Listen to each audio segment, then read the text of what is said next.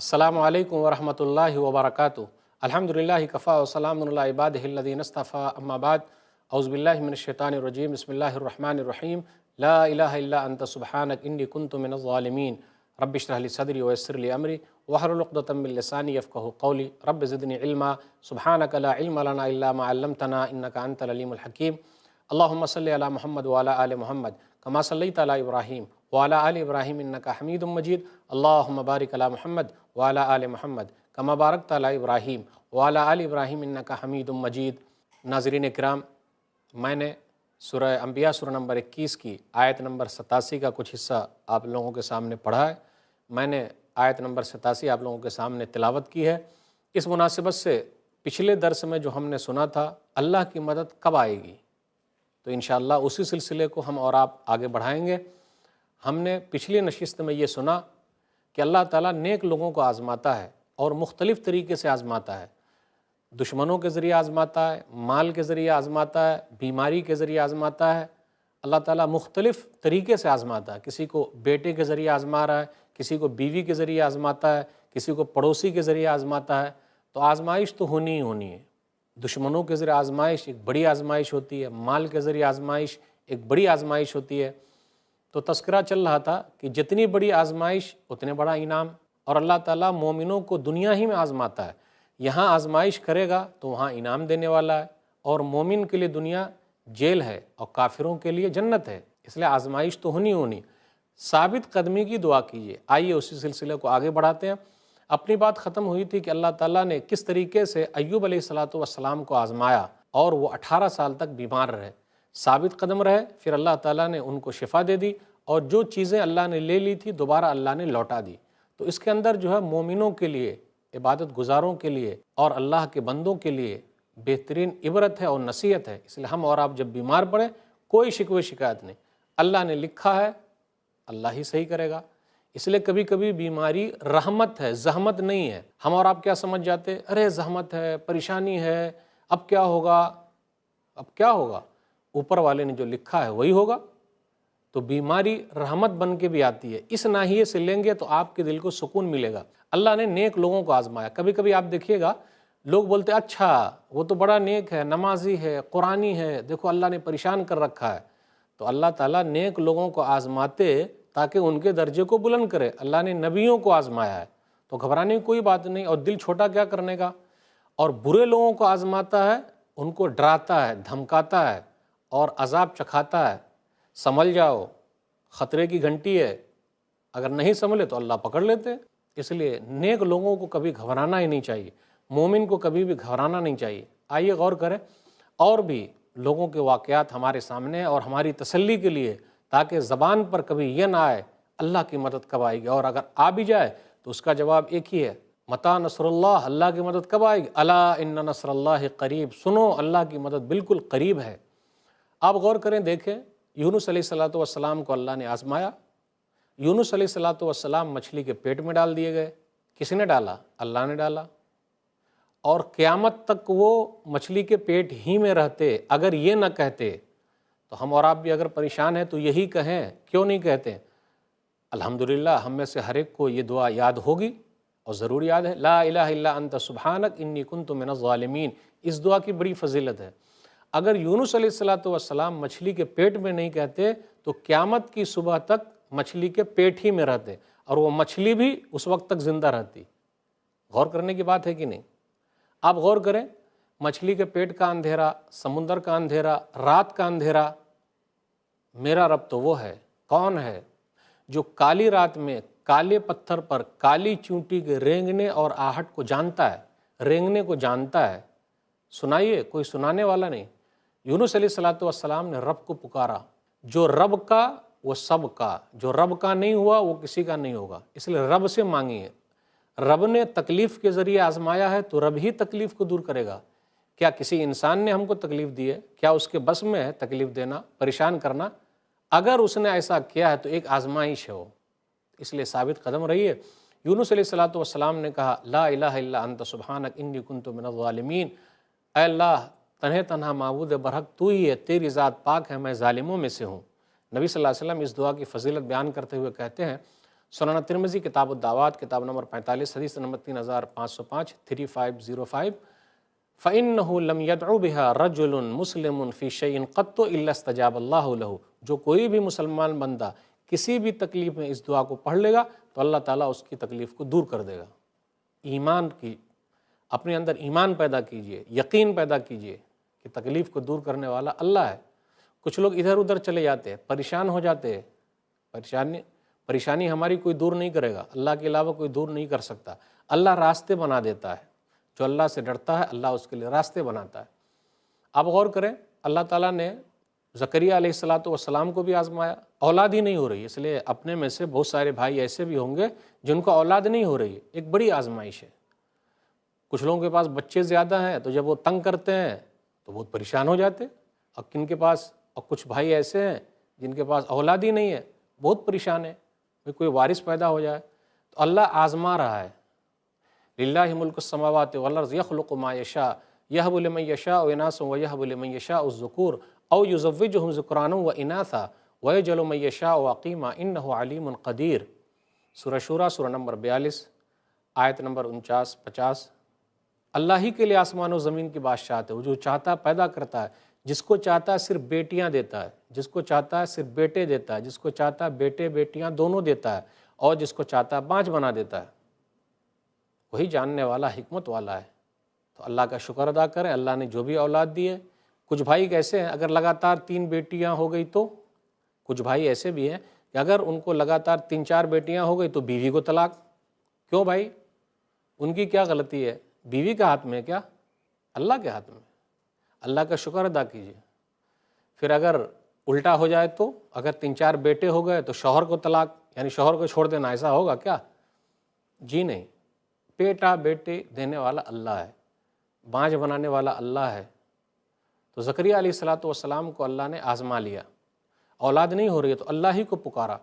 وَزَكَرِيَّا إِذْ نَادَىٰ رَبَّهُ رَبِّ لَا تَذَرْنِي فَرْدًا وَأَنْتَ خَيْرُ الْوَارِثِينَ فَاسْتَجَبْنَا لَهُ وَوَهَبْنَا لَهُ يَحْيَىٰ وَأَصْلَحْنَا لَهُ زَوْجَهُ إِنَّهُمْ كَانُوا يُسَارِعُونَ فِي الْخَيْرَاتِ وَيَدْعُونَنَا رَغَبًا وَرَهَبًا وَكَانُوا لَنَا خَاشِعِينَ۔ سورہ انبیاء سورہ نمبر 21 آیت نمبر 89-90 پڑھیے۔ اس کے اندر یہ ہے کہ زکریا علیہ السلام نے رب سے کہا، اے میرے رب مجھے تنہا مت چھوڑ، ایک وارث پیدا کر دے، تو بہترین وارث عطا کرنے والا ہے۔ اللہ تعالیٰ نے ان کی دعا سن لی اور یحییٰ علیہ السلام عطا کیا۔ اس لیے اللہ سے مانگیے، اللہ کے علاوہ کوئی دینے والا نہیں ہے۔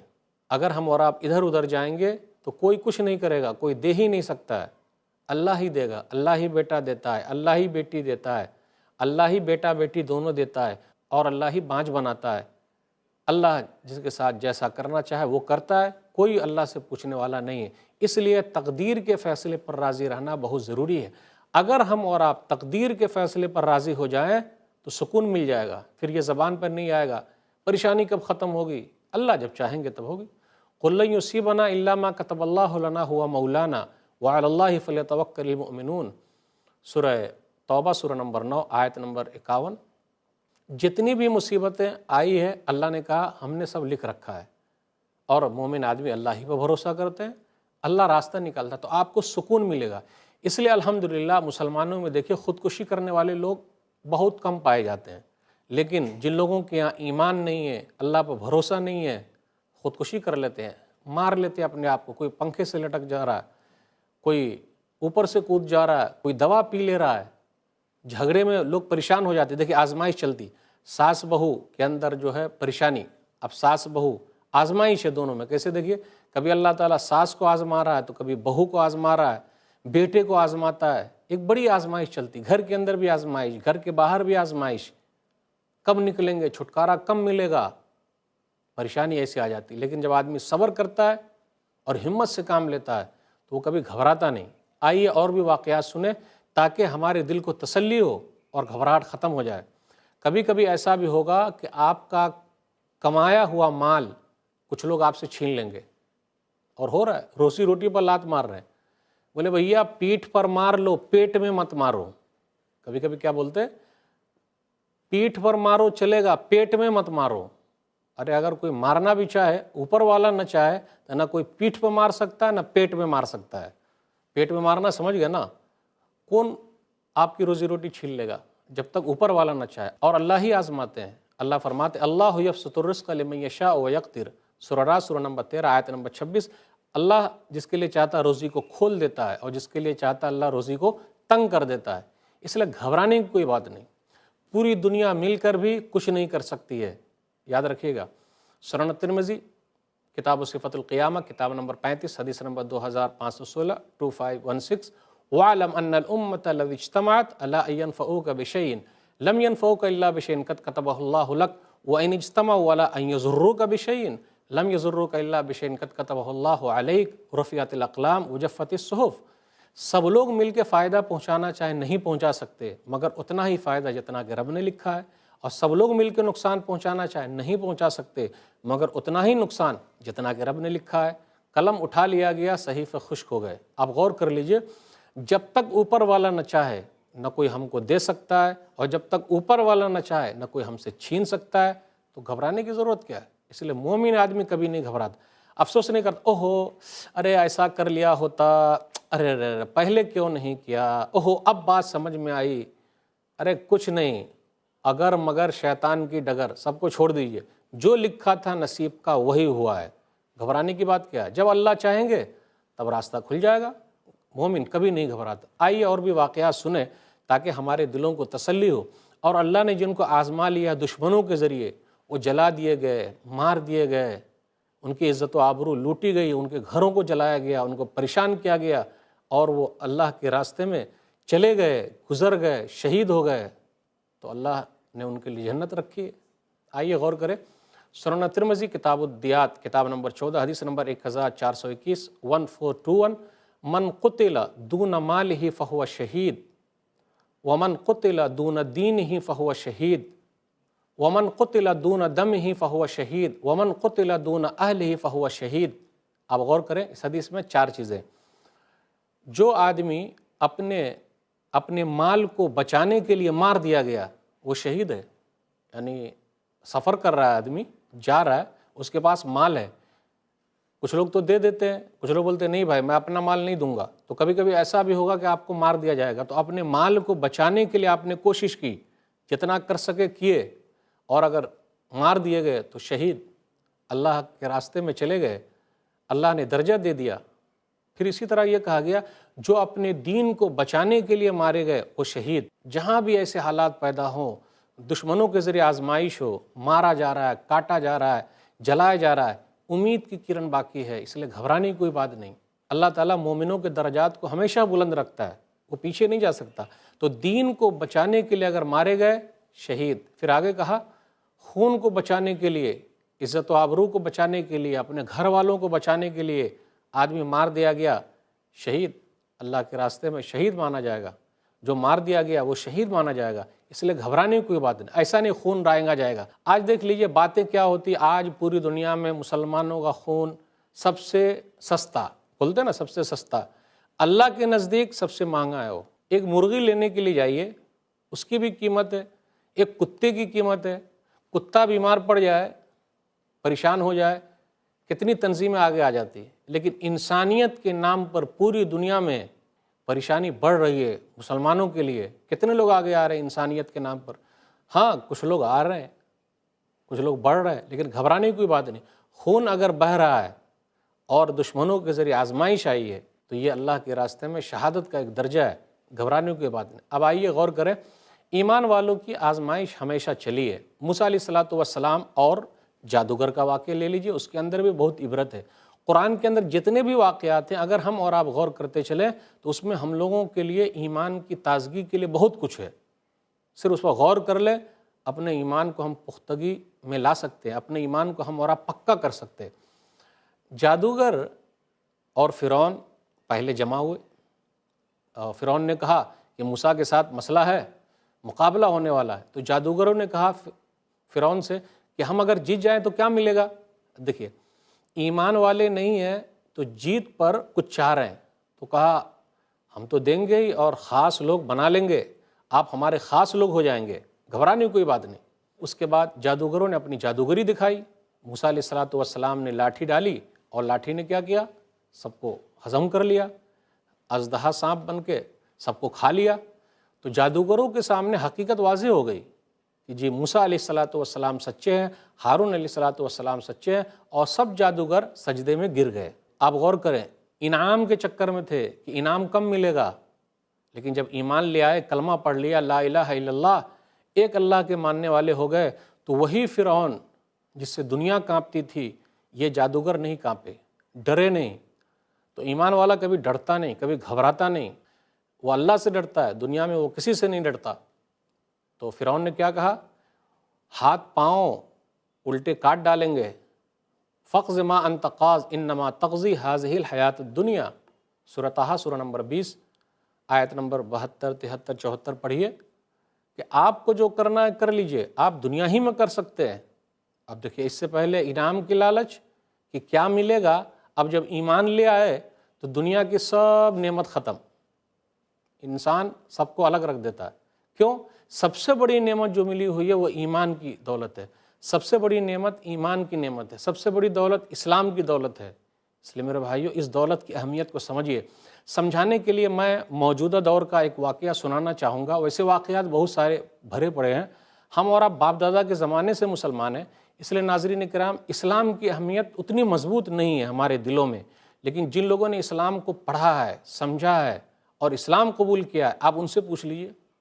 ایک مثال دینا چاہوں گا، ابھی برما کا واقعہ چل رہا ہے، 2017 کی بات کر رہا ہوں۔ ایک ہے سوامی آنندا۔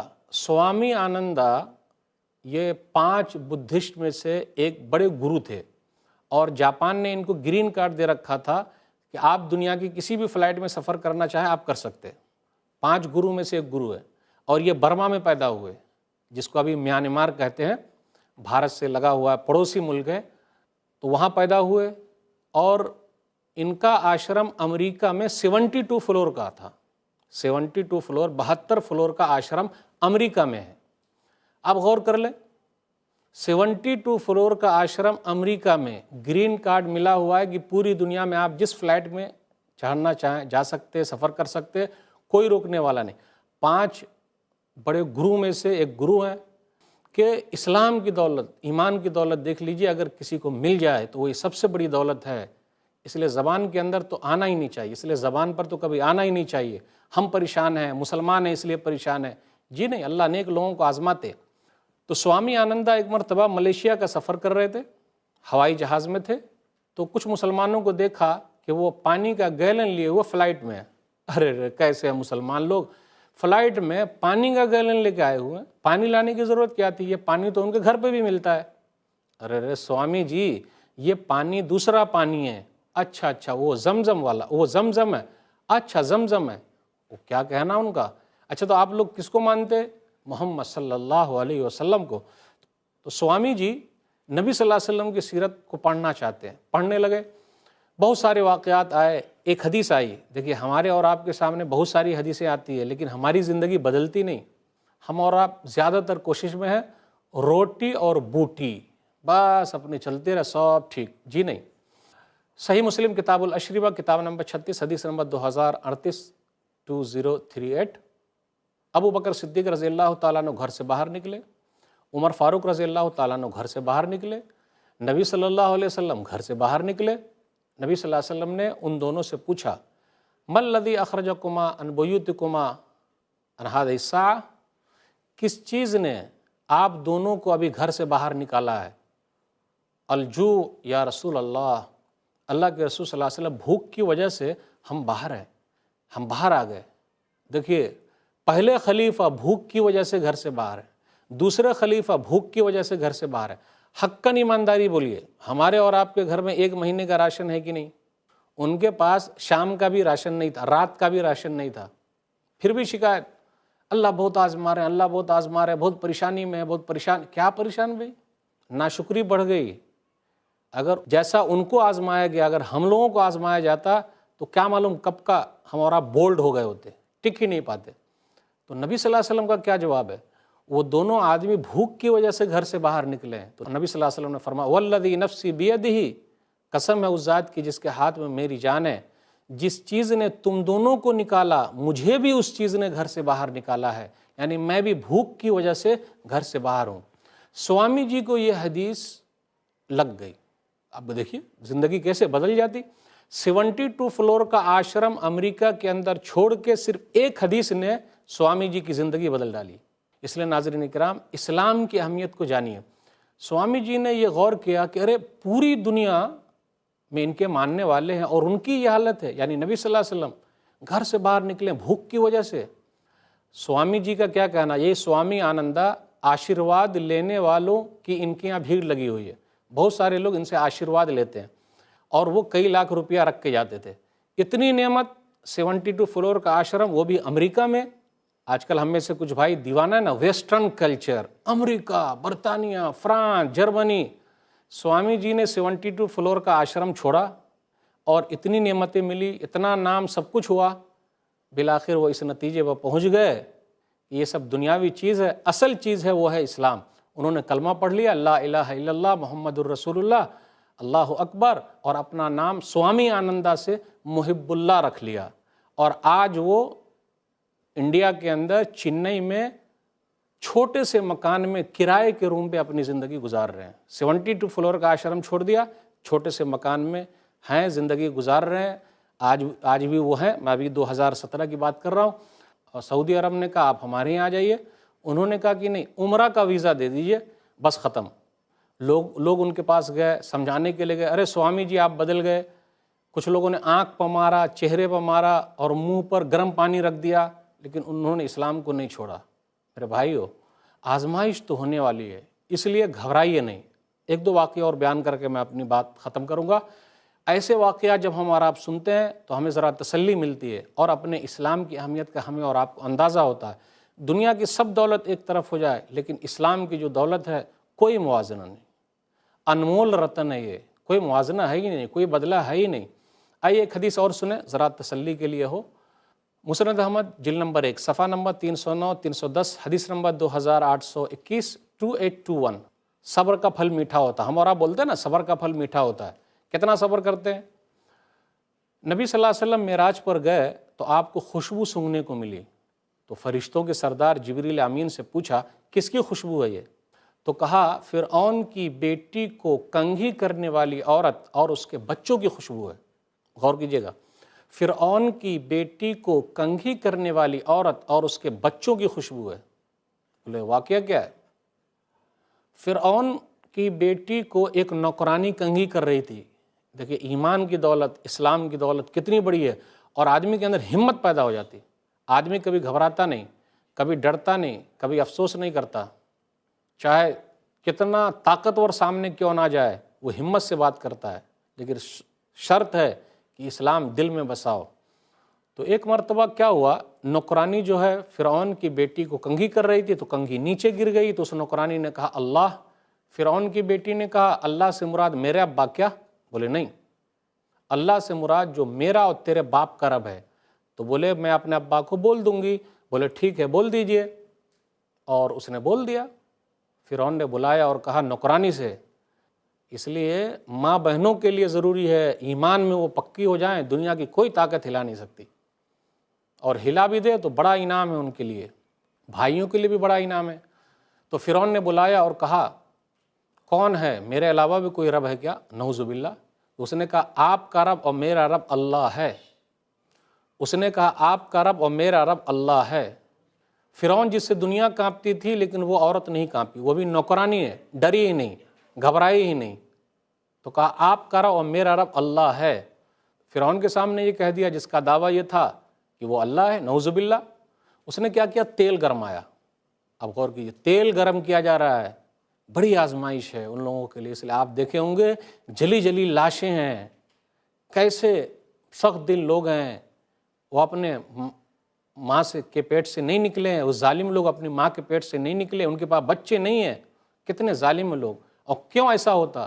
وَمَا تَنْقِمُ مِنَّا إِلَّا أَنْ آمَنَّا بِآيَاتِ رَبِّنَا لَمَّا جَاءَتْنَا رَبَّنَا أَفْرِغْ عَلَيْنَا صَبْرًا وَتَوَفَّنَا مُسْلِمِينَ۔ سورہ اعراف سورہ نمبر 7 آیت نمبر 126 کہ جادوگروں نے کہا فرعون سے کہ آپ ہم سے بدلہ اس لیے لیتے ہیں کہ ہم ایک اللہ پر ایمان لے آئے، اور وہاں پر جادوگر لوگ دعا کرتے اے ہمارے رب تو ہم پر صبر کو اڈھیل دے، یعنی ایک دم صابر بنا دے، اور اسلام کی حالت میں ہم کو موت دے دے۔ تو ہمیشہ صبر کی دعا کیجئے اور اسلام کی حالت میں مرنے کی دعا کیجئے۔ اللہ ہم سب کو صابر و شاکر بنائے اور اللہ تعالی ہم لوگوں کو ایمان کی حالت میں، اسلام کی حالت میں موت دے، آمین۔ وہ واقعہ رہ گیا کہ فرعون کے سامنے جب ایسا مسئلہ ہوا، اس نوکرانی نے کہا اللہ، تو فرعون نے تیل گرمایا اور ایک ایک کر کے نوکرانی کے بچوں کو تیل میں ڈالا۔ اب دیکھیے نوکرانی کے سامنے ان کے بچوں کو تیل میں ڈالا جا رہا ہے، کیا حالت ہوئی ہوگی؟ ایک آخری بچہ تھا، اس کو لے کے تیل میں کودنا، تو وہ عورت ذرا پیچھے ہٹی کیونکہ بچہ دودھ پی رہا تھا، تو وہ پیچھے ہٹ گئی بچے کی وجہ سے، لیکن بچے نے ماں کا دودھ پینا چھوڑ دیا۔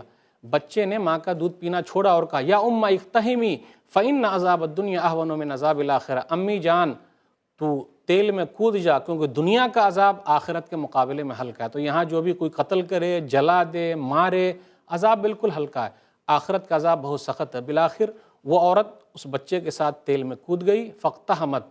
اس عورت کو کتنا بڑا انعام ملا ہے، صبر کرنے کا پھل کتنا میٹھا ہے کہ نبی صلی اللہ علیہ وسلم جب معراج پر گئے ہیں تو خوشبو سونگھنے کو ملی ہے۔ تو ناظرین اکرام، اللہ کی مدد کب آئے گی؟ گھبرانے کی بات نہیں ہے، ثابت قدم رہیں۔ اللہ سے دعا ہے کہ اللہ تعالی ہم لوگوں کو ثابت قدم رکھے، ہمارا خاتمہ ایمان پر کرے، آمین۔ وآخر دعوانا الحمدللہ رب العالمین، وصلی اللہ علی نبینا محمد وآلہ وصحبہ اجمعین، والسلام علیکم ورحمۃ اللہ وبرکاتہ۔